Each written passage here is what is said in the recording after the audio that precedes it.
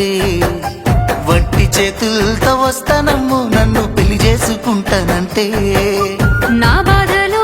నా గుసలు నువ్వెందుకు కడతావయ్యో ఆ భగవంతుడు నిన్నెప్పుడు సల్లంగా చూడాలయ్యో నా తోటలో మాలి బిడ్డ నా కోటకి రాని వంట ఆ కోట నాకెందుకంట ఉన్నంతలో నేను ఉంటా కొండంత నేనున్న నీ మనసు అద్దాన సిన్నంగా కానరానా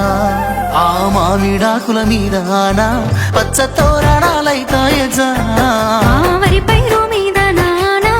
అవి అక్షింతలే అయ్యేనా